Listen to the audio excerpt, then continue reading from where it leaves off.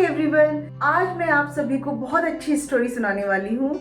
अगर ये स्टोरी पसंद आती है तो लाइक एंड शेयर, और जो लोग फर्स्ट टाइम विजिट कर रहे हैं चैनल पर वो चैनल को सब्सक्राइब करें और बेल आइकन को प्रेस करें ताकि आने वाली हर वीडियोस की नोटिफिकेशन आपके पास आते रहें। तो चलिए स्टार्ट करते हैं। बहुत समय पहले की बात है, एक राजा थे। उनके सभी मित्र राज्यों के साथ बहुत अच्छे संबंध थे, वो सबके दोस्त थे। इसीलिए उनको हर राज्य कुछ ना कुछ गिफ्ट भेजते रहते थे, जैसे आभूषण, वस्त्र और खाने पीने की चीजें आदि। एक बार एक विदेशी मेहमान उनके दरबार में आते हैं और वो राजा की मेहमान नवाजी से खुश होकर जाते समय उनको एक पत्थर गिफ्ट करते हैं, और वो पत्थर राजा को बहुत पसंद आता है। और वो मन ही मन सोच लेते हैं कि इस पत्थर की मुझे भगवान जी की मूर्ति बनानी है और अपने राज मंदिर में लगानी है। वो अपने मंत्री को बुलाते हैं और उसको परमिशन देते हैं कि इस पत्थर को लेके जाइए और एक बहुत सुंदर सी मूर्ति बनवा के लाइए। अब वो मंत्री एक बहुत अच्छे कारीगर के पास लेके जाते हैं, क्योंकि राजा का ऑर्डर था, और उसको बोलते हैं कि आप जो भी मांगोगे वो मिलेगा, और साथ में 100 सोने की अशर्फियाँ भी मिलेंगी। इस पत्थर से भगवान जी की मूर्ति बहुत सुंदर बना दी। अब ये बात सुनकर कारीगर बहुत खुश हो जाता है। वो सारे अपने औजार लाता है, मतलब अपनी जो भी वस्तुएं थी मूर्ति बनाने के लिए वो लेकर बैठता है, और वो उस पत्थर पर चोट करना शुरू करता है। वो मारता जाता है, लेकिन इतनी चोट मारने के बाद भी वो पत्थर टूटता नहीं है। लगभग उसने 50-60 चोटें मारी होंगी उस पर, लेकिन वो पत्थर बिल्कुल नहीं टूटा। फिर वो कहता है कारीगर मन ही मन में कि ये इतनी चोट मारने पर भी नहीं टूटा, तो अब क्या मुझसे खाक टूटेगा?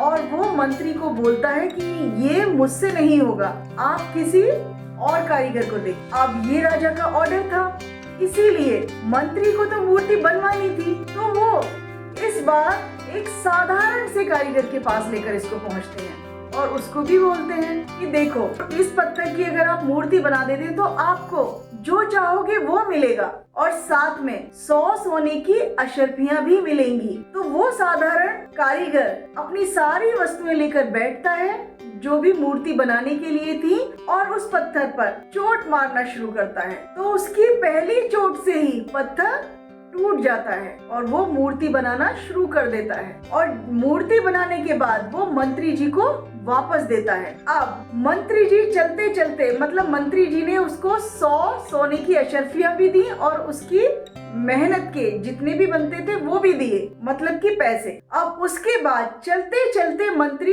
ये बात सोच रहा था कि अगर पहले वाले कारीगर ने थोड़ा सा भी प्रयास किया होता तो वो सोने की मोहरें उसी की होती। तो ये कहानी हमें क्या सिखाती है कि कई बार हम बहुत मेहनत करने के बाद भी काम को अधूरा छोड़ देते हैं, ये सोचकर कि ये अब तक नहीं हुआ तो अब क्या होगा, और अधूरा छोड़ देते हैं। पर असलियत में आपको एक बार और मेहनत करनी चाहिए, थोड़ा सा पेशेंस और रखना चाहिए।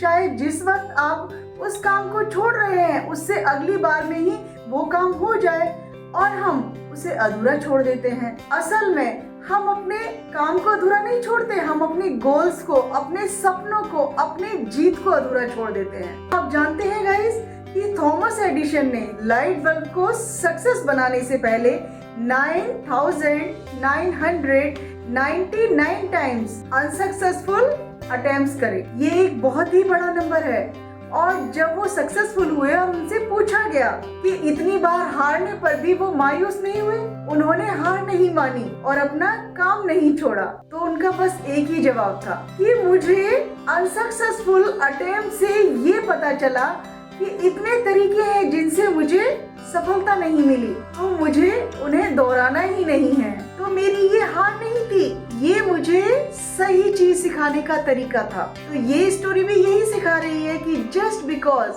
अगर आपका काम नहीं हो पाता है तो इसका मतलब ये नहीं है कि आप रुक जाएं, आप मेहनत करना छोड़ दें, आप काम ना करें।